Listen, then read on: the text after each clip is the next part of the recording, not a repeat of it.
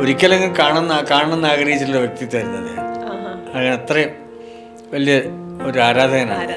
അതെ, അതിലൊന്നും വൈരാഗ്യം ഞാൻ വെച്ചിട്ടില്ല. സ്നേഹം മാത്രമേ ഉദ്ദേശിച്ചിട്ടുള്ളൂ. ഏതെങ്കിലും ഒരു മതത്തിനെ കളിയാക്കാനോ ഏതെങ്കിലും ഒരു വിഷയത്തിനെ കളിയാക്കാനോ ഒന്നും ഞാൻ ഉദ്ദേശിച്ചിട്ടില്ല. അല്ല, അതുകൊണ്ടാണ് യേശുദാസിനെ പോലെ ഒരാളുണ്ടാകുന്നത്. പാലമുരളി കൃഷ്ണനെ പോലുള്ള ചെമ്പൈ വൈദ്യനാഥരെ പോലെയുള്ള ആൾക്കാർ, എത്രയോ ആൾക്കാർ സംഗീതജ്ഞന്മാരുണ്ടാകുന്നത് ആ ഡിസിപ്ലിനും അതിനുള്ള ആരാധനയും അതിനുള്ള സമർപ്പണവും കൊണ്ടാണ്. അത് എത്രത്തോളം ഉണ്ടോ അത്രത്തോളം നിൽക്കും. നമ്മളിപ്പോൾ കാണുന്ന ഈ സ്റ്റേജിൽ കെട്ടി ചാടുന്നതല്ല സംഗീതം. ആ ഇരിക്കുന്നവർക്ക് എങ്ങനെ സാന്ത്വനം ഉണ്ടാക്കുന്നുള്ള മെലഡിയാണ് യഥാർത്ഥ സംഗീതം. സ്പെഷ്യലായിട്ട് ഞാൻ ഒരു കാര്യം പറയാം. ഞാൻ കുറച്ച് നാൾ മുമ്പേ ഒരു പടം എടുത്തിട്ടുണ്ടായിരുന്നു. ആ പടം വർക്ക് തീർന്നതാണ്. ഇപ്പോൾ ഞാനത് ജനങ്ങളുടെ മുമ്പിൽ കൊണ്ടുവരാൻ പോവാം. ഇല്ല, പ്രതീക്ഷയായിട്ടിരുന്നാൽ മതിയല്ലോ, അത്രേ ഉള്ളൂ. ഒന്നും എക്സ്പെക്ട് ചെയ്യാണ്ടിരിക്കുക, അത്രേ ഉള്ളൂ. ഞാൻ അങ്ങനെ വിചാരിച്ചു. ഇങ്ങനൊരു പടത്തിൽ നേരത്തെ പരിചയപ്പെട്ടിരുന്ന തനിക്കും ഞാൻ ഒരു അവസരം തന്നെ.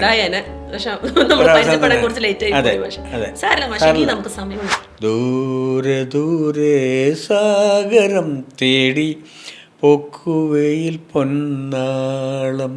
സത്യനോട് ജോൺസൺ പറയുന്ന കേട്ടിരുന്നു, സത്യ ഇയാൾ ഇങ്ങനെ വെറുതെ പോകുന്ന ആളെന്നല്ലാന്ന്.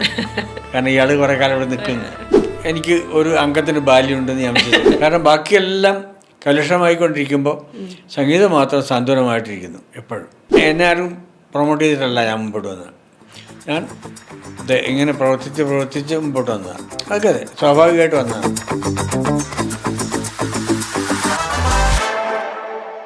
ഇന്ന് എൻ്റെ മുന്നിലുള്ള ഒരു മഹത് വ്യക്തിത്വം എന്ന് പറയുന്നത് ലിറിസിസ്റ്റാണ്, മ്യൂസിക് ഡയറക്ടറാണ്, അതേപോലെ തന്നെ മ്യൂസിക് തെറാപ്പിസ്റ്റാണ്, സിംഗറാണ്, സ്ക്രീൻ റൈറ്ററാണ്. അങ്ങനെ എന്താ പറയുക, I am so blessed actually to have him over here. So I welcome നമുക്ക് ഏറെ ഇഷ്ടപ്പെട്ട പത്മശ്രീ കൈതപ്രം ദാമോദരൻ നമ്പൂതിരി മാഷെ. വളരെ സന്തോഷം മാഷെ ഇവിടെ ഇതിൽ വന്നതിൽ, എൻ്റെ ഒരു പ്രോഗ്രാമിൽ വന്നതിൽ സന്തോഷം. മാഷ് ഇപ്പോൾ ഫുള്ള് യാത്രയിലാണോ? കാരണം മാഷിൻ്റെ സ്ഥലം ആക്ച്വലി കണ്ണൂരാണ്, മാഷ് ഇപ്പോൾ താമസിക്കുന്നത് കോഴിക്കോടാണ്, മകൻ എറണാകുളമാണ്. അപ്പോൾ വർക്ക് റിലേറ്റഡ് ആണെങ്കിലും പേഴ്സണൽ കാര്യമാണെങ്കിലും മാഷ് ഇപ്പോൾ എപ്പോഴും യാത്രയിൽ തന്നെയാണ്. മാഷ് അത് എൻജോയ് ചെയ്യുന്നുണ്ടോ യാത്രയെല്ലാം? പിന്നെ യാത്രയല്ലാതെ ഞാൻ കിടക്കാനേ വരുള്ളൂ. ഓക്കെ മാഷ്, ഇപ്പോൾ മാഷിൻ്റെ പിറന്നാൾ കഴിഞ്ഞു. അപ്പോൾ ഒരാഴ്ച പതിപ്പിൽ കണ്ടിരുന്നു, മൂകാംബികയിൽ വെച്ചിട്ടാണ് മാഷ് പിറന്നാളിൽ ആഘോഷിച്ചത്. പൊതുവേ മാഷ് അങ്ങനെയാണ് മൂകാംബികയിൽ? ഞാൻ എപ്പോഴും മൂകാംബികയിൽ പോകും. പിറന്നാൾ കൂടുതൽ അവിടെ തന്നെയാണ്. അതേപോലെ തന്നെ മാഷിൻ്റെ ഒരു ദിവസം മുന്നേ ആണ് MT അദ്ദേഹത്തിൻ്റെ പിറന്നാളും.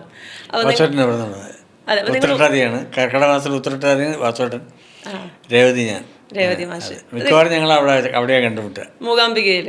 അപ്പോൾ ഒരുമിച്ചിട്ട് പിറന്നാൾ ആഘോഷം ഇല്ല, അദ്ദേഹം ഇറങ്ങുമ്പോൾ ഞാൻ അവിടെ അങ്ങനെ. ഓക്കെ മാഷെ, അതേപോലെ ഇപ്പോൾ മൂകാംബികൻ്റെ കാര്യം പറഞ്ഞപ്പോൾ മാഷിൻ്റെ ഒരു ഭക്തി എന്ന് പറയുന്നത്, മാഷ് നല്ലൊരു ഭക്തനാണോ? എപ്പോഴും അമ്പലത്തിലേക്കൊക്കെ പോയി അങ്ങനെ? പൂർണ്ണമായി എനിക്ക് അറിഞ്ഞൂടാ. എനിക്ക് വിശ്വാസമുണ്ട്. ഭക്തനാണോ എന്ന് എനിക്ക് അറിഞ്ഞൂടാ. ഓക്കെ, കൂടുതലും മൂകാംബികയിലാണ് പക്ഷെ മാഷ് പിറന്നാൾ? അല്ല, ഗുരുവായൂർ ഞാൻ എല്ലാത്തിനും പോകും. എല്ലാ മതങ്ങളിലും എനിക്ക് വിശ്വാസമാണ്. മതങ്ങളുടെ അതിൻ്റെ വർഗീയത എന്ന് പറയുന്നത് എനിക്കില്ല. ഇപ്പം ഹിന്ദു ആണെങ്കിലും മുസ്ലിം ആണെങ്കിലും ക്രിസ്ത്യാനി ആണെങ്കിലും ഞാൻ അതിൻ്റെ ഒന്നും വർഗീയത ഇഷ്ടപ്പെടുന്നില്ല. നമ്മൾ അതിൻ്റെ സ്നേഹം മാത്രമാണ്, മതത്തിൻ്റെ സ്നേഹം അല്ലെങ്കിൽ എൻ്റെ ഈശ്വരൻ്റെ സ്നേഹം, അമ്മയുടെ സ്നേഹം മാത്രമേ എനിക്കുള്ളൂ, ഞാൻ നോക്കാറുള്ളൂ. മറ്റൊന്നും എനിക്ക് ബന്ധമില്ല. പക്ഷെ അതേപോലെ ഇപ്പോൾ MT അദ്ദേഹത്തെ കുറിച്ച് പറഞ്ഞു, അദ്ദേഹം മാഷിൻ്റെ സുഹൃത്താണോ, ബെസ്റ്റ് ഫ്രണ്ട്സ് എന്നൊക്കെ പറയുന്നത് പോലെ അങ്ങനെ ഒരു സുഹൃത്ത് ബന്ധം MT വാസുദേവൻ നായർ അദ്ദേഹം? അയ്യോ, വാസുദേവൻ എൻ്റെ ഗുരുവിനെ പോലെ വളരെ ഹൈയിലുള്ള ആളാണ്. തീർച്ചയായും ഞാൻ കുട്ടിക്കാലത്ത് മുതൽക്ക് ഒരിക്കലും കാണണമെന്ന് ആഗ്രഹിച്ചിട്ടുള്ള വ്യക്തിത്വമായിരുന്നു അദ്ദേഹം.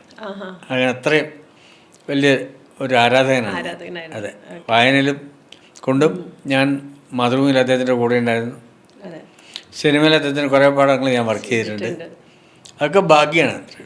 അത്രയും ആരാധനയോട് കാണുന്ന ആളാണ് ഞാൻ വാസുവേട്ടൻ. സിനിമേൻ്റെ കാര്യം പറഞ്ഞപ്പോൾ പെട്ടെന്ന് MT ഒന്നും ഞാൻ പറയാറില്ല, വാസുവേട്ടൻ വാസുവേട്ടൻ. ഭയങ്കര സന്തോഷമായിരിക്കുമല്ലോ മാഷ് ഇത്രയും ആരാധിക്കുന്ന അദ്ദേഹത്തിന്റെ പിറന്നാളും.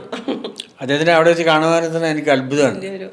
തീർച്ചയായിട്ടും. മാഷ് ഇപ്പോൾ പെട്ടെന്ന് ഫിലിമിൻ്റെ കാര്യം പറഞ്ഞപ്പോൾ എനിക്കൊരു ലൈൻ ഓർമ്മ വന്നത്, രാമായണം കേൾക്കാതെയായി പൊന്മൈനകൾ മിണ്ടാതെയായി എന്നുള്ളൊരു കാര്യം. മാഷ് അത് എഴുതുമ്പോഴുള്ള മാഷിൻ്റെ ഒരു അല്ല, അതിലൊന്നും വൈരൊക്കെ ഞാൻ വെച്ചിട്ടില്ല. സ്നേഹം മാത്രമേ ഉദ്ദേശിച്ചിട്ടുള്ളൂ.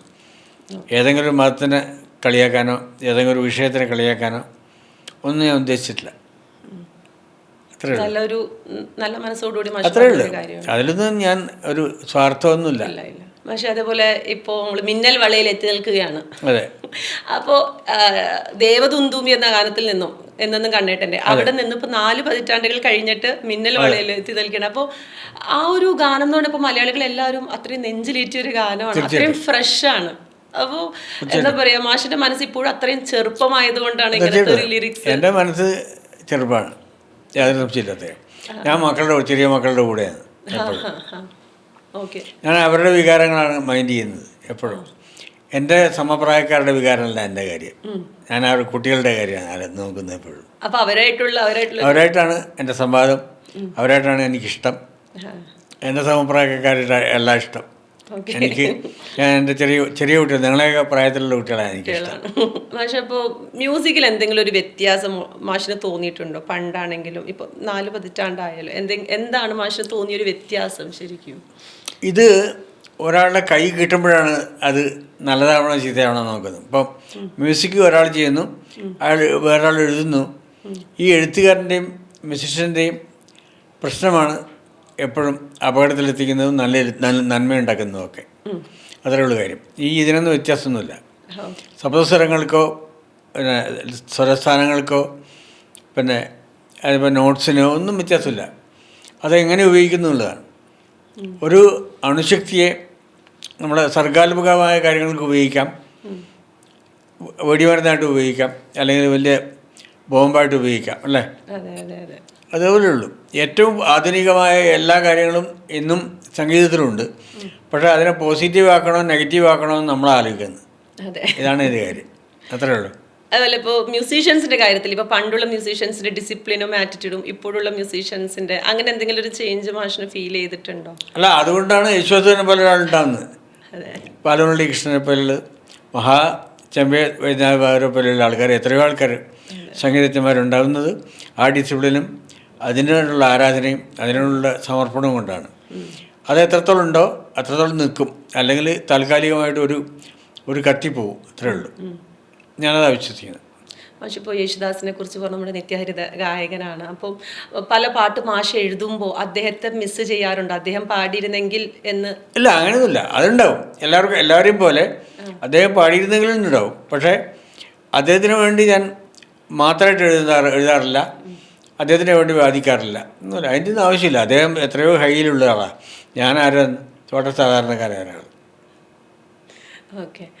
മാഷിന് ഇത്രയും ഡൗൺ ടു ഞങ്ങൾക്കൊക്കെ അത്രയും മാഷിൻ്റെ ഓരോ എഴുത്തെന്ന് പറയണത് നമ്മൾ അത്രയധികം അതുകൊണ്ടാണ് ഞാൻ നിലനിൽക്കുന്നത്. ഞാൻ മക്കളുടെ നിങ്ങളെയൊക്കെ മനസ്സിലുള്ള പോലെ ഞാൻ പോകാൻ തുടങ്ങിയാൽ പിന്നെ ഞാൻ ഉണ്ടാവില്ല. ഞാൻ എപ്പോഴും വളരെ താഴ്ന്ന് നിങ്ങളുടെ കൂടെ നിൽക്കുന്ന ഒരാളാണ്, നിങ്ങളെ പക്കത്ത് നിൽക്കുന്ന ആളാണ്. അതുകൊണ്ട് എനിക്ക് ഇതിനൊന്നും യാതൊരു ചാഞ്ചാട്ടമില്ല. ഓക്കെ. മാഷ്, അതേപോലെ ഇപ്പോൾ മാഷിപ്പോൾ തിരഞ്ഞെടുക്കുന്ന ഓരോ വാക്കുകളുണ്ടല്ലോ, ഇപ്പം മിന്നൽ വള, അതുപോലെ ആമ്പൽ, കളിപ്പാട്ടം, അങ്ങനെയൊക്കെ ഒരു ഇതൊക്കെ കുട്ടിക്കാലത്തെ വായനയിൽ നിന്നുണ്ടാകുന്നതാണ്. വാസത്തെ പോലെയുള്ള ആൾക്കാർ തന്നത് അതൊക്കെ. ഇപ്പോഴുള്ള മ്യൂസീഷ്യൻസിന് എനിക്ക് തോന്നുന്നു മാഷ് പറഞ്ഞു കൊടുക്കുന്ന ഒരു കാര്യം ചിലപ്പോൾ ഒരു അഡ്വൈസ് ആയിരിക്കാം. കാരണം ഇങ്ങനത്തെ ഒരു വൊക്കാബുലറി പെട്ടെന്ന് മാഷപ്പോൾ എഴുതി വയ്ക്കുന്നതാണോ അതോ കുട്ടിക്കാലത്തുള്ള മാഷിൻ്റെ ഒരു എക്സ്പീരിയൻസ് വെച്ച് മനസ്സിലുള്ളതാണ്. ഇപ്പം ഞാനൊരു പാട്ട് എഴുതിയിട്ടാണ് ഈ മിന്നൽ പോലെയുള്ള ആൾക്കാരുടെ വേറൊരു പടത്തിന് ഞാൻ പാട്ട് എഴുതിയിട്ടാണ്. പുതിയ സിനിമയിലേക്ക് അത് വേറൊരു സാധനമാണ്. ഓക്കെ. അതെ, അതും ക്ലിക്കാവുമെന്ന് ഞാൻ വിശ്വസിക്കുന്നു. അപ്പോൾ ഞാൻ അതിൻ്റെ പിന്നാലൊന്നും പോകാറില്ല. എഴുതി ഒക്കെ അത് ജനങ്ങൾ സ്വീകരിക്കുന്നോ ഇല്ലയോ എന്നുള്ളത് ജനങ്ങളുടെ കാര്യമാണ്, അത് എൻ്റെ കാര്യമല്ല. അത്രയേ ഉള്ളൂ. ഓക്കെ.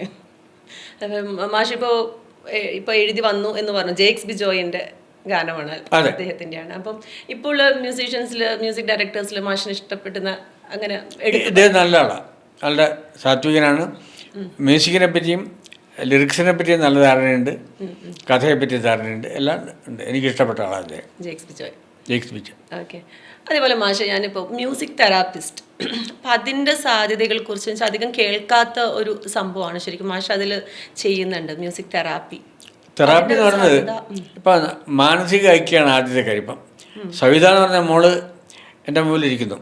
ഇപ്പം എന്നോട് സംസാരിക്കണം എന്നുള്ളത് ആവശ്യമുണ്ട്. പക്ഷേ എന്നോട് സംസാരിക്കാൻ പറ്റാത്തൊരു മൂഡിലാണെങ്കിൽ ഞാനും താനും ഒരേ ഈ വേവ് ലെങ്ത്തിലുണ്ടാകുമ്പോഴാണ് നമുക്ക് സംസാരിക്കാൻ പറ്റുന്നത്.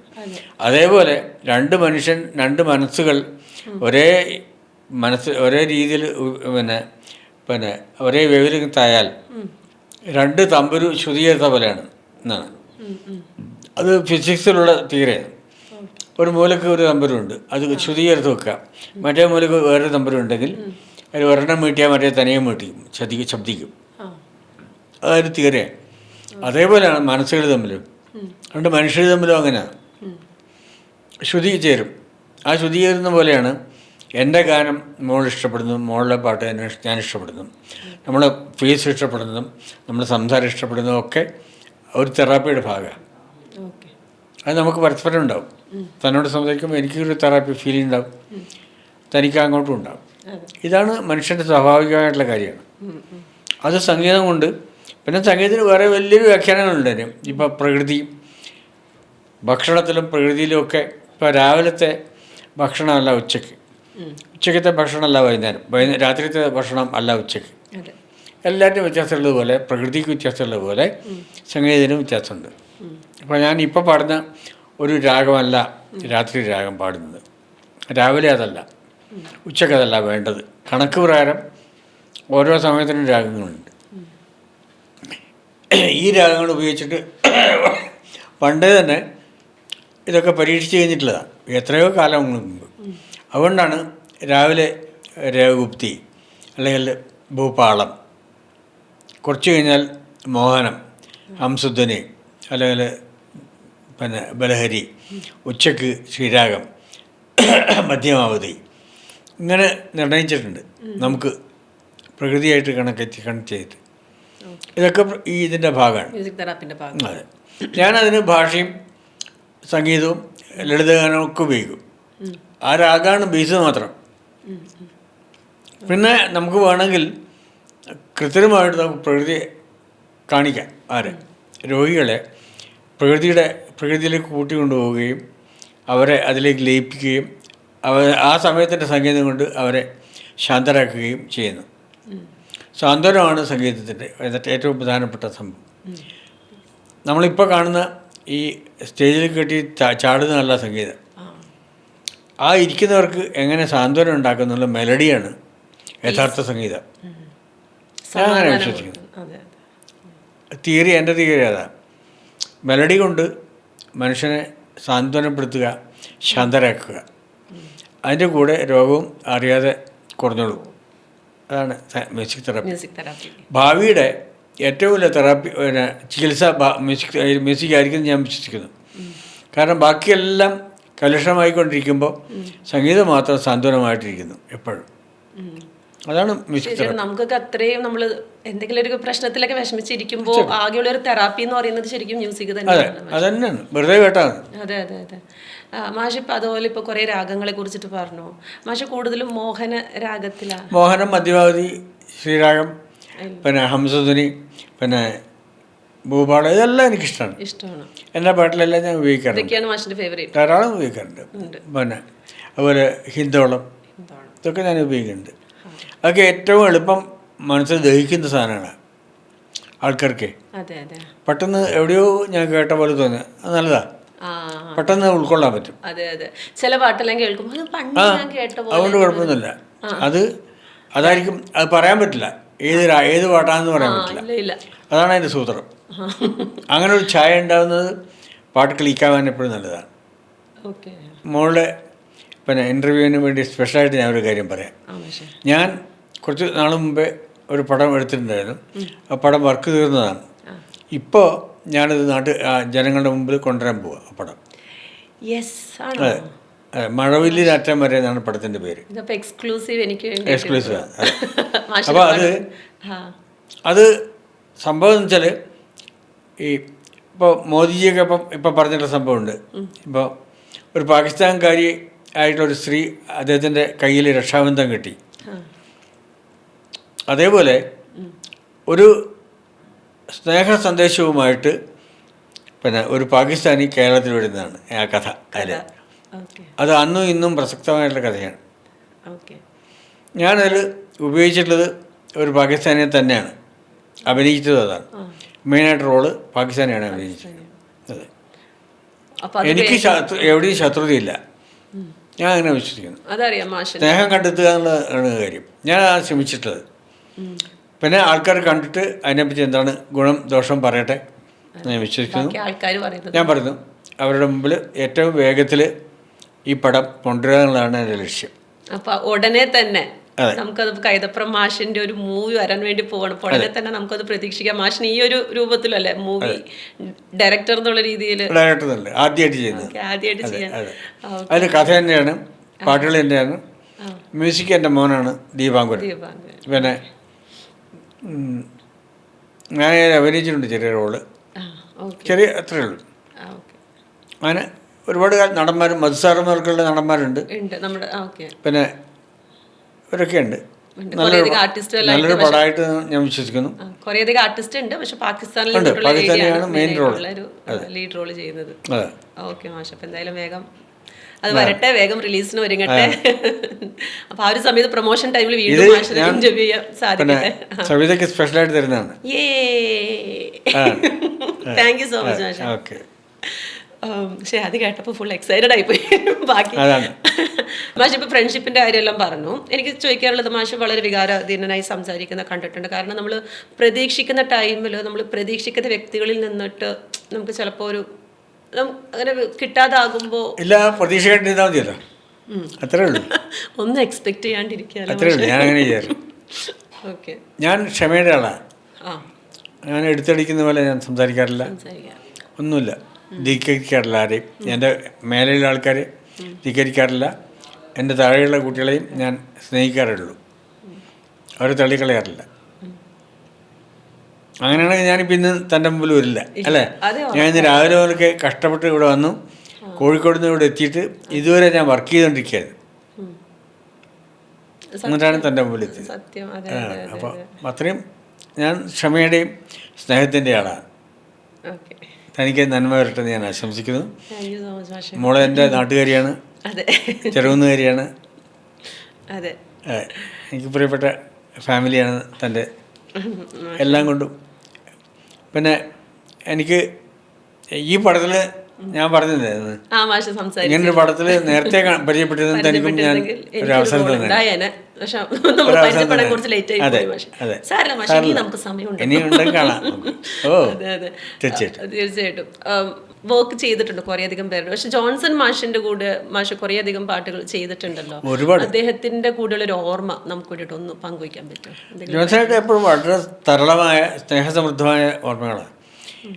ഞാൻ 1985 ജോൺസണായിട്ട് വർക്ക് ചെയ്തത്, 86 ആദ്യമായിട്ട്. ഇപ്പോൾ കൊല്ലം 40 ഇപ്പോൾ. അതെ, ജോൺസൺ പോയിട്ട് കുറച്ച് കൊല്ലമായി. ജോൺസൻ്റെ ഓർമ്മയിൽ എനിക്ക് എപ്പോഴും ഉണ്ട് എൻ്റെ പാട്ടുകൾ, എപ്പോഴും നല്ല പാട്ടുകൾ. എനിക്ക് 1992 തോന്നുന്നു, അന്ന് ജോൺസണായിട്ട് ഒരു കൊല്ലം 41 പടം വർക്ക് ചെയ്തു, 29 പടം റിലീസ് ചെയ്തു. ഇപ്പോഴും എനിക്ക് ഓർമ്മയുണ്ട്. ആ ജോൺസൻ്റെ എല്ലാ രേഖകളുണ്ട് എൻ്റെ, അതേപോലെ ഉണ്ടായിരുന്നു, എന്നോട് പറഞ്ഞിട്ടുണ്ട്. അതേപോലെ ആ സമയത്ത് തന്നെ ഞാൻ പിന്നെ രവിയേട്ടൻ്റെ കൂടെയും ഔസഫിച്ചൻ്റെ കൂടെയും ഒക്കെ വർക്ക് ചെയ്യുന്നുണ്ട്. അത് വേറെ, അങ്ങനെ നിരന്തരം ജോൺസണായിട്ട് കൂടിയിട്ടുള്ള പെട്ടെന്ന് മാഷിന് ഓർമ്മ വരുന്നൊരു ഗാനം അങ്ങനെ എന്തെങ്കിലും? എത്രയോ പാട്ടുകളുണ്ട്. ഇപ്പം പിന്നെ ആദ്യത്തെ പടം ഞങ്ങൾ വർക്ക് ചെയ്തത് വരവേൽപ്പാണ്. അതിൽ 2 പാട്ടാണ് പ്രധാനമായിട്ട്.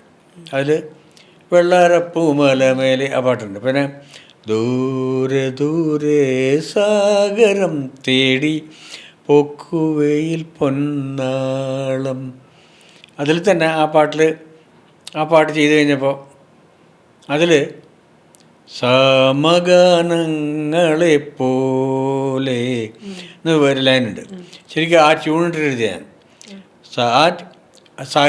സ്വരം തന്നെയാണ് സാഹിത്യം. സമഗ ആ ട്യൂണിലും സമഗാനാണ് രാഗത്തിൽ. പക്ഷേ ഞാനിത് ഇങ്ങനെ എഴുതിയപ്പോൾ ജോൺസന് ഭയങ്കര ഇഷ്ടമായി, അത്ഭുതമായി. മാത്രമല്ല അപ്പോൾ അത് വർക്ക് ചെയ്തിട്ടുള്ള അത് പിന്നെ സത്യനന്ദിക്കേണ്ട പടം. സത്യനോട് ജോൺസൺ പറയുന്ന കേട്ടിരുന്നു, സത്യ ഇയാൾ ഇങ്ങനെ വെറുതെ പോകുന്ന ആളെന്നല്ലാന്ന്, കാരണം ഇയാൾ കുറേ കാലം ഇവിടെ നിൽക്കുന്നു അന്ന് പറഞ്ഞത് എനിക്ക് ഓർമ്മയുണ്ട്. ജോൺസൻ്റെ നാവ് പൊന്നായി. ഞാൻ ഇത്രയും കാലം വർക്ക് ചെയ്തുകൊണ്ടിരിക്കുന്നു, ഇപ്പോഴും ഇന്നും വർക്ക് ചെയ്തിട്ടാണ് പുതിയ മൂവിയിലേക്ക് വേണ്ടിയിട്ട്, ഏറ്റവും പുതിയ മൂവിയിലേക്ക് ഞാൻ വർക്ക് ചെയ്തുകൊണ്ടിരിക്കുന്നു. അതാ പറഞ്ഞത്. അപ്പോൾ അതിനുള്ളൊരു ശക്തി ദൈവം എനിക്ക് തരുന്നു. എൻ്റെ പകുതി തളർന്നു പോയിട്ടുണ്ടെങ്കിലും ഞാൻ ഇപ്പോഴും പിന്നെ അധ്വാനിക്കുന്നു, യുവഹൃദയങ്ങളിൽ ഇപ്പോഴും അധ്വാനിക്കുന്നു, ജീവിക്കുന്നു. കുട്ടികളോടും അവരുടെ കൂടെ ഞാൻ ഫൈറ്റ് ചെയ്യുന്നുണ്ട്. അതെ, കുട്ടികളുടെ കാര്യം പറഞ്ഞപ്പോൾ ഇനിയും എനിക്ക് ഒരു അംഗത്തിന് ബാല്യമുണ്ടെന്ന് ഞാൻ വിശ്വസിക്കുന്നു. കാരണം ഈ പടത്തിൻ്റെ ഒരു പാട്ട് എഴുതി കഴിഞ്ഞപ്പോൾ ബാക്കിയുള്ള 3 പാട്ട് ഞാൻ തന്നെ എഴുതണമെന്ന് പറഞ്ഞു ഡയറക്ടർ. അതാണ്. അപ്പൊ അതാ മാഷ് പറഞ്ഞു, ഇപ്പൊ വളർന്നു വരുന്ന ആൾക്കാരുടെ കൂടെ മാഷ് അവരുടെ കൂടെ. അപ്പം അതിൽ മാഷിന് എങ്ങനെ ഫീൽ ചെയ്യുന്നത്, അവരായിട്ട് ഉള്ള ഒരു പ്രശ്നമില്ല. ഇപ്പം ഡയറക്ടർ എന്നെ കണ്ടിട്ട് പോലുമില്ല, ഫോണിൽ സംസാരിച്ചിട്ടേ ഉള്ളൂ. അതായത് ഇഷ്ടമായി ആ പാട്ട് ചെയ്ത പാട്ട്, ഇഷ്ടപ്പെടാതിരിക്കില്ലല്ലോ. അതാണ് മാഷ്. അതേപോലെ ഇപ്പം കുട്ടികളുടെ കാര്യം പറഞ്ഞപ്പോൾ ദീപാങ്കുരൻ, അദ്ദേഹം ഒരു മ്യൂസിക് ഡയറക്ടറാണ്. അപ്പം എത്രത്തോളം ആ ഒരു എഫേർട്ട്, കാരണം ഇപ്പൊ സിനിമയിലെല്ലാം കേട്ടിട്ടുണ്ട് മാഷിനെ പോട്ടിസം എന്ന് പറയുന്നത്, വളരെ എഫേർട്ട് എടുക്കുന്ന ഒരു 7 കൊല്ലം ഞാൻ ക്ലാസിക്കൽ പഠിപ്പിച്ചു. പിന്നെ ബാക്കിയുള്ള വിദ്യാഭ്യാസവും കോളേജ് വിദ്യാഭ്യാസമൊക്കെ നേടി. പിന്നെ പോസ്റ്റ് ഗ്രാജുവേഷൻ കഴിഞ്ഞിട്ട് പിന്നെ വീണ്ടും പഠിക്കാൻ വേണ്ടി അവൻ UK പോയി. ലീഡ്സ് കോളേജിൽ, ലീഡ്സ് യൂണിവേഴ്സിറ്റിയിൽ മ്യൂസിക് പ്രൊഡക്ഷനിൽ അവൻ പഠിച്ചു 2 കൊല്ലം. തിരിച്ചു വന്ന് സ്വന്തമായിട്ട് സ്റ്റുഡിയോ ഇട്ട് സ്വന്തമായിട്ട് വർക്ക് ചെയ്യുന്നു, സ്വന്തമായിട്ട് പാട്ട് ചെയ്യുന്നുണ്ട്, എല്ലാം ചെയ്യുന്നുണ്ട്. ഞാൻ മിടുക്കാനായിട്ട് വർക്ക് ചെയ്യുന്നുണ്ട്. ഞാൻ അവന് വേണ്ടി മാത്രമായിട്ട് ഞാൻ ആരോടും പറയാറൊന്നുമില്ല. ഇതിന് എന്നെ ആരും പ്രൊമോട്ട് ചെയ്തിട്ടല്ല ഞാൻ മുമ്പോട്ട് വന്നത്. ഞാൻ ഇങ്ങനെ പ്രവർത്തിച്ച് മുമ്പോട്ട് വന്നതാണ്. ഹാർഡ് വർക്ക് അതുപോലെയാണ് വിശ്വസിക്കുന്നത്. നമ്മുടെ നാട്ടിൽ നിന്നൊക്കെ തനിക്കറിയാലോ, അന്നത്തെ കാലത്തൊന്നും ഒരാൾക്കും പൊങ്ങാൻ ആർക്കും അറിഞ്ഞൂടാ, ആർക്കും സംസാരിക്കാൻ പോലും അറിഞ്ഞൂടാ. അവിടുന്ന് ഞാൻ പുറത്തേക്ക് ഇറങ്ങിയത്. അതെ, മാഷിന്റെ ഇപ്പോൾ ശരിക്കും ആലോചിക്കും, മാഷിന്റെ അച്ഛൻ എന്ന് പറയുന്നത് ചെമ്പൈ, അതെ, അതൊരു ശിഷ്യനാണ്. അച്ഛനൊന്നും ആയിട്ടില്ല, എനിക്കറിയാം, അച്ഛനൊന്നും ആയിട്ടില്ല. അങ്ങനെ പോയി അദ്ദേഹം. പക്ഷേ അന്ന് അദ്ദേഹത്തിന് ഭയങ്കര നിരാശയുണ്ടായിരുന്നു. എന്നെ ആ രംഗത്തേക്ക് ഇറക്കുകയില്ല എന്നുണ്ടായിരുന്നു. പക്ഷേ നമ്മളെ ഓരോ ഇതാണല്ലോ, ഞാൻ ആ രംഗത്ത് തന്നെ വന്നു. അച്ഛന് കിട്ടേണ്ട കാര്യങ്ങൾ പോലും ഞാൻ നേടി. അതാണ്, ഞാൻ ആയിരക്കണക്കിന് കച്ചേരികൾ നടത്തിയിട്ടുണ്ട്, സംഗീത കച്ചേരികൾ, 4 മണിക്കൂർ എഴുതുള്ള കച്ചേരികൾ. ഈ ചെറുകുന്നിലൊക്കെ അവിടെ ഞാൻ എത്ര പാടിയിട്ടുണ്ട് പണ്ട്, എത്രയോ വർക്ക് ചെയ്തു, ആയിരക്കണക്കിന് പാട്ടുകൾ എഴുതി. പക്ഷെ അപ്പോൾ ഈ എന്നെന്നും കണ്ണേട്ടൻ്റെ അന്നൊരു സിനിമയിലേക്ക് വരാൻ വേണ്ടിയിട്ട് മാഷിന് അത്രയും ഒരു ബുദ്ധിമുട്ടായിരുന്നു? അതൊന്നുമില്ല, ഞാൻ അതിനിപ്പോൾ നാടകത്തിലും ഒക്കെ ഉണ്ടായിരുന്നു. അങ്ങനെയുള്ള പരിചയം വന്നുവെന്നാണ് പിന്നെ ഫാസിലിൻ്റെ അടുത്ത് എത്തിയത്. അതൊക്കെ അതെ, സ്വാഭാവികമായിട്ട് വന്നതാണ്. അങ്ങനെ അത് ഇവിടം വരെ എത്തി. ഓക്കെ, മാഷ് ഇപ്പോൾ ഒരു ആക്ടറും കൂടിയാണ്. ഇപ്പോൾ ഈ വരാൻ പോകുന്ന മൂവിയിലും മാഷ് ചെയ്തിട്ടുണ്ടെന്ന് പറഞ്ഞാൽ ചെറിയൊരു റോൾ, അതേപോലെ കളിവീടിൽ ചെയ്തിട്ടുണ്ട്, മാഷ് ഹിസൈനസ് അബ്ദുള്ളയിൽ ചെയ്തിട്ടുണ്ട്. എനിക്ക് അന്ന് തന്നൊരു ഇൻ്റർവ്യൂവിൽ മാഷ് അതിനെക്കുറിച്ച് സംസാരിച്ചിട്ടുണ്ടായിരുന്നു. 15 ദിവസം മാഷ് ലാലേട്ടൻ്റെ കൂടെ വർക്ക് ചെയ്തിട്ടുണ്ട്. അതൊക്കെ ഉണ്ട്. പക്ഷേ എന്താ വെച്ചാൽ ഞാനൊരു ബോൺ ആക്ടറാണെന്നും പറയാൻ പറ്റില്ല. എന്നെ ഒരു ചില വേഷങ്ങൾക്ക് എൻ്റെ മുഖം യോജിപ്പുണ്ട് എന്ന് വിചാരിച്ചിട്ട് ലോഹി എന്നെ പിടിച്ച് നിർത്തിയതാണ്. ഓക്കെ, ഞാനും പറഞ്ഞു. അതുകൊണ്ട് ഞാനൊരു നടനായിട്ട് ചോദിക്കാനും പോയിട്ടില്ല, അല്ലെങ്കിൽ ആരോടും ചാൻസ് ചോദിക്കാനും പോയിട്ടില്ല. എന്നോട് പക്ഷേ നിവേദ്യം എന്ന പടത്തിൽ ഞാൻ ചെയ്തപ്പോൾ ലോഹി എന്നോട് പറഞ്ഞു, താൻ ഇനി കാലം കളയണ്ട, അഭിനയിക്കണം എന്ന് പറഞ്ഞു. അന്ന് ലാസ്റ്റ് പടമായിരുന്നു ലോഹിയുടെ നിവേദ്യം. അങ്ങനെ ആയിപ്പോയി. പക്ഷെ എന്നാൽ ലോഹിക്ക് തന്നെ ഞാൻ നേരത്തെ തന്നെ ഉണ്ടായിരുന്നു, ഞാൻ ഒരു നടനായിട്ട് കൂടി ശോഭിക്കണമെന്നുണ്ടായിരുന്നു. അത്ര എനിക്ക് വിശ്വാസമില്ലായിരുന്നു, ആത്മവിശ്വാസമില്ലായിരുന്നു. ലോഹിയുടെ പോലെ ചില ആൾക്കാർ എന്നെ വിളിച്ചിരുന്നത് ഞാൻ പോയേനെ. ഓക്കെ മാഷ്, അപ്പോൾ എന്തായാലും മാഷിൻ്റെ പുതിയ പടത്തിലും മാഷ് ഇപ്പോൾ ചെറിയൊരു ഭാഗം അഭിനയിച്ചിട്ടുണ്ട്. അപ്പോൾ നമ്മളെല്ലാവരും അതിന് വേണ്ടിയിട്ട് വെയിറ്റിംഗ് ആണ്. തീർച്ചയായിട്ടും. അപ്പോൾ മാഷ് എന്താണ് തൻ്റെ പിന്നെ കേൾവിക്കാർ, കാഴ്ചക്കാർ അതിന് അനുഗ്രഹിക്കട്ടെ എന്ന് ഞാൻ വിശ്വസിക്കുന്നു. താങ്ക് യു മാഷ്. അതേപോലെ മാഷ് പുതിയ ഗാനവും നമ്മളെല്ലാവരും മിന്നൽ വള പോലെ അത്രയും ഫ്രഷ്നെസ് ആയിട്ടുള്ള പുതിയ, അപ്പോൾ അതും കേൾക്കാൻ വേണ്ടിയിട്ട് കാത്തിരിക്കുകയാണ് മാഷ്. അപ്പോൾ ഇത്രയും സമയം നമുക്ക് വേണ്ടി ചെലവഴിച്ചത് വളരെ എത്തുന്നതാണ് മാഷ്. Thank you. ആയിക്കോട്ടെ.